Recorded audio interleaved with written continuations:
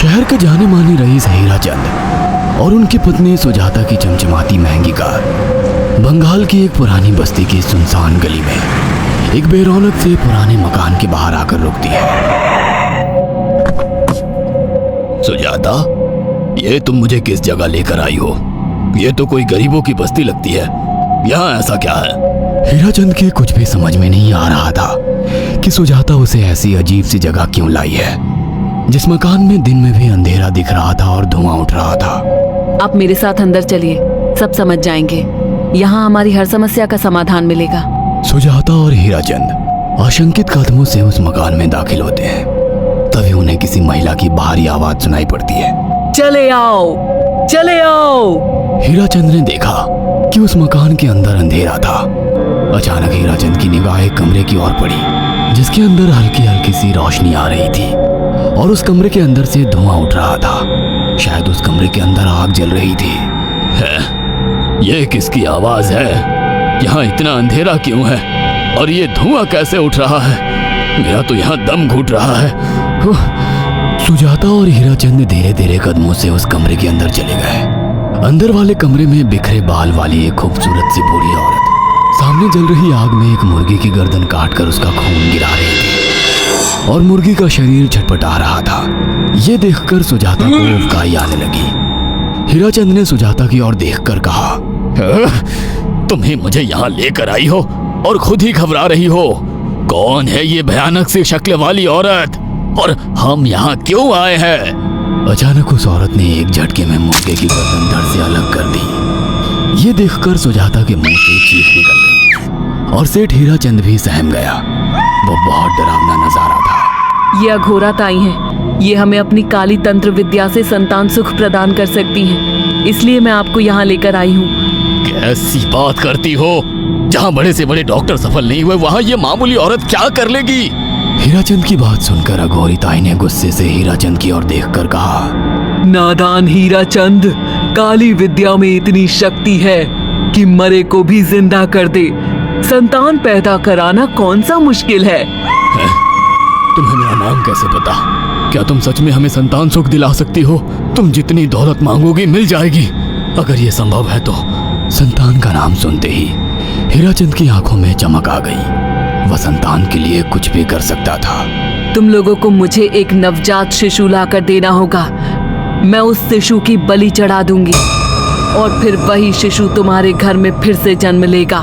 नवजात शिशु की बलि का नाम सुनते ही सुजाता और हरिचंद डर के मारे सिहर गए, पर उनकी आंखों में उनकी संतान का सपना ज्यादा बड़ा था। वो सब करने को तैयार थे। अघोराताई, आप जैसा कहेंगे हम वैसा करेंगे। बस हमें संतान सुख दिला दो। बिना वारिस के हमारी दौलत किस काम की? संतान सुख के लिए अंधे हो चुके सुजाता और हरिचंद अपनी नौकरानी शीला से एक नवजात बच्ची चोरी करवा के अघोरिताई को दे देते हैं।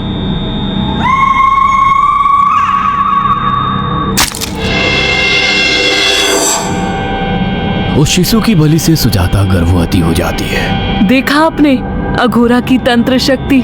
मुझे उस पर पूरा भरोसा था। चलो चलकर उन्हें धन्यवाद कहते हैं। हीराचंद और सुजाता अघोराताई के पास पहुंचते हैं। वो दोनों बहुत खुश थे और अघोरा पर उन्हें अंधविश्वास हो गया था। अघोराताई, आप महान तंत्रिका है। आपने वो चमत्कार कर दिखाया जो बड़े बड़े डॉक्टर नहीं कर सके। ये काली विद्या है बेटा। अगर तुम दोनों चाहो तो मैं इस विद्या से तुम दोनों को हमेशा के लिए जवान बना सकती हूँ। क्या सच में ऐसा संभव है? हाँ बिल्कुल, पर इसके लिए तुम्हें जवान लड़के और लड़कियों की बलि चढ़ानी होगी। तुम उन्हें यहाँ तक लाओ, बाकी मैं देख लूंगी। जवान रहने की लालच में अंधे सुजाता और हरिचंद एक अनाथ आश्रमों से हर रोज एक लड़की या लड़के को गोद लेने के बहाने अघोरी के पास बलि चढ़ाने ले जाने लगे। और एक दिन अघोरिताई ने हीराचंद और सुजाता से इंसानी मांस खाने को कहा। पूरी तरह से इंसान से हैवान बन चुके अब वो दोनों इंसानी मांस खाने के लिए तैयार भी हो गए। ये गर्म खून और मांस खाकर तुम लोगों की उम्र भी बढ़ जाएगी। खाओ इसे। हाँ, सच में ये इंसानी मांस बड़ा स्वादिष्ट है। अघोरा ने अपनी बातों में फंसाकर सुजाता और हरिचंद को नरभक्षी बना दिया था। वो तीनों हर दिन बलि चढ़ाकर खून पीकर मांस खाने लगे। नौकरानी शीला भी नए शिकार लाने में उनकी मदद करती थी, मगर एक दिन शीला को शिकार नहीं मिला। मेम साहब, आज एक भी शिकार हाथ नहीं लगा और मैं बहुत थक गई हूँ और घर जाकर थोड़ा आराम करना चाहती हूँ। कोई बात नहीं शीला, एक छोटा सा काम है, तुम हमारे साथ चलो, लौटते में हम तुम्हें घर छोड़ देंगे। जी मेम साहब। शीला नहीं जानती थी कि शिकार नहीं मिलने से सुजाता और हरिचंद अंदर से बौखला गए थे और उनके दिमाग में एक शैतानी चाल चल रही थी। सुजाता, ये बेहोशी की दवा है। शीला के कार में बैठते ही तुम उसे सुंघा देना। आज हमें इसी की बलि देनी होगी। इसने हमारे यहाँ का बहुत खाना खाया, अब हम लोग इसे खाएंगे। वैसे भी ये आगे चल के हमारे लिए खतरा बन सकती थी।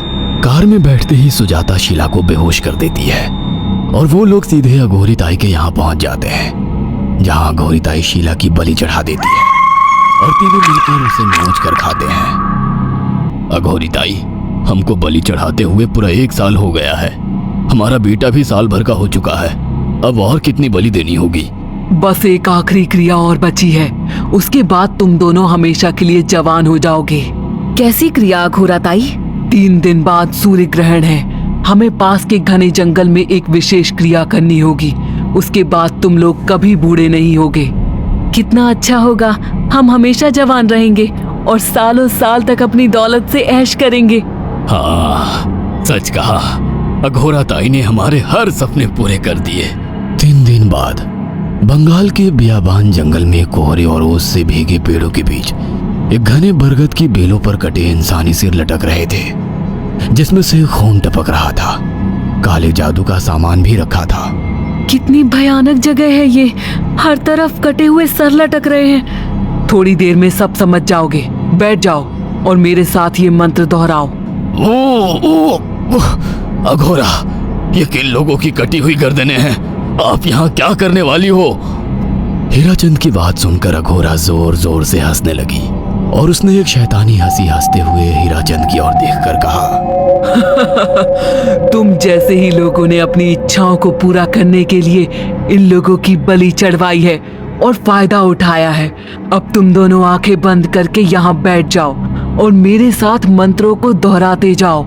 अघोरा ने सुजाता और हरिचंद को वशीकरण मंत्र और काले जादू के इस्तेमाल से सम्मोहित कर दिया और देखते ही देखते वो एक भयानक डायन में बदल गई और चीखती हुई बोली, अब मैं तुम दोनों की बलि चढ़ाकर अमर हो जाऊंगी, क्योंकि तुम लोगों ने 100 लोगों की बलि का खून पिया है।